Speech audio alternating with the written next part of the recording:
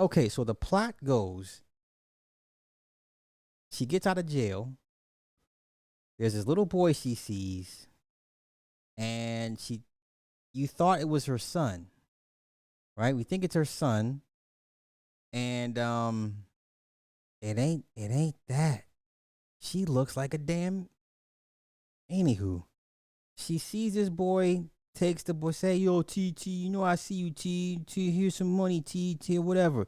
Then she takes the boy to her mama's house, right? It was her mom and her sister, and then but she has this really bad attitude, and she's always fighting everybody, and everybody's her enemy, and she goes from 0 to 100 just like that, right?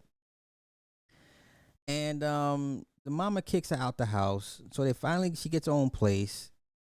She tells him, "Hey, your name is Terry, or it's going to be something different.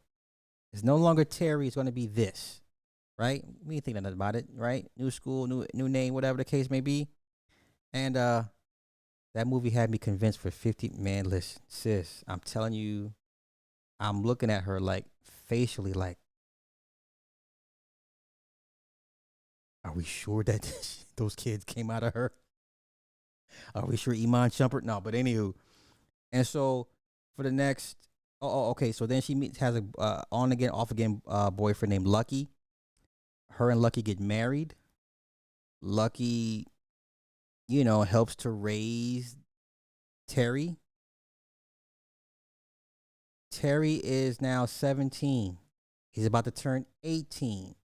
At one point, he scored high enough to go to a tech school. She makes him go to the tech school, so he's about to be 18. So the guidance counselor was like, "Hey, you're pretty smart. I can get you a job in a trade. Give me your information, your birth certificate, social security number, all that good stuff." She's like, "Okay, cool," because he's about to be 18. Now, mind you, at the very beginning, he was a foster kid. Okay. So he goes. He's like, "Oh, yo, ma, I need my papers." She's not there, so he grabs his birth certificate and social security number. He turns it into the counselor. The next day, the counselor's like, "Hey, um, that paperwork you gave me was fraudulent. There's a bad social security card, the birth certificate, all fraud. What's going on?" I said, "Oh, yo." So, well, I gotta report this. He's like, "No, no, don't do that, don't do that."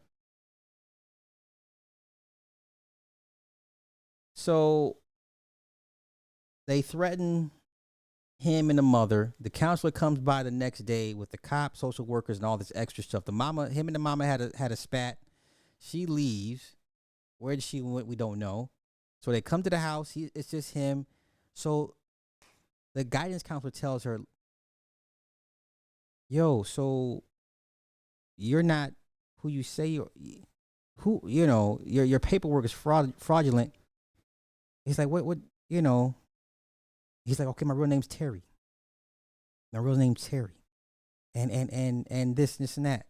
So the social worker's like, "Hey, listen, we can take him, put him in foster care for the time being, and help him get his paperwork straight." So the whole time, now mind you, she, old girl was the angry black mama, right? Lucky died from I believe cancer. Lucky died from cancer. The relationship between her and Lucky was very, very strenuous. She would bark at him. He would leave. So this is back and forth thing. So she was always this hard ass woman to deal with. And then the son tried to call her out on it. So, "Yo, all I wanted from you was a father. All I wanted was a father." Blah blah blah blah blah. "Yo, you drove Lucky. If you weren't so hard to deal with, maybe Lucky wouldn't have left." And then she always fires back. "Don't you question me. Don't you talk to me. Don't you question me. I'm your mother. I'm your mother. I'm your mother. Don't question me. Don't question me. I'm your mother. Don't question me. I'm your mother. Who you talking to? Who you talking to?" All throughout this movie. Come to find out, the woman ain't even his real mother.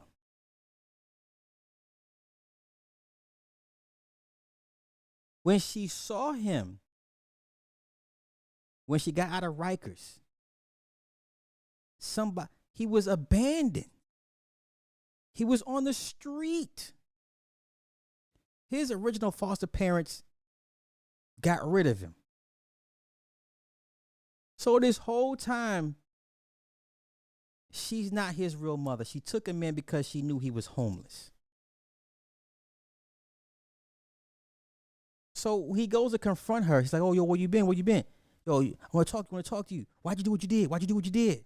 And then she was like, yo, when I got out, I saw you. I watched. She said, I waited for someone to come get you. Nobody came to get you. So I took you. I was so mad. wait. Wait. I was so mad at this movie, yo. I was so mad. He was like, why'd you do this? Why? She was like, I watched you and I waited for somebody to come get you. Nobody came to get you. That's right. Lucky had a whole nother, a younger daughter by the Mexican girl that they invited to his repast, right? Saw that briefly. He was like, what's going on with that? He said, I'll talk to you about, we'll talk about it later. But that was it. Yeah, man, this movie made me mad, yo. Yeah, this movie made me mad. This movie upset the hell out of me. So you took this boy in, gave him a half decent, half shitty life. You got him all these unresolved issues, all these family dynamic issues, as opposed to what he was facing as a child. I don't know, man. This movie pissed me off. Pissed me off. But at the end of the day, she has a hard look, man. She has a hard look.